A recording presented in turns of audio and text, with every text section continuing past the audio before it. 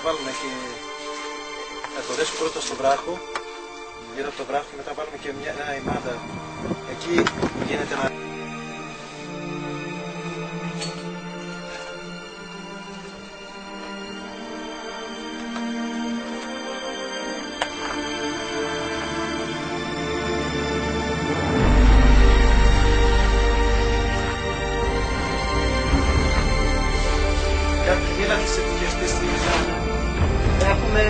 Έχουν κατέβει τη δεύτερη τρύπα 2 άτομα και τώρα κατεβαίνουν στην γελία.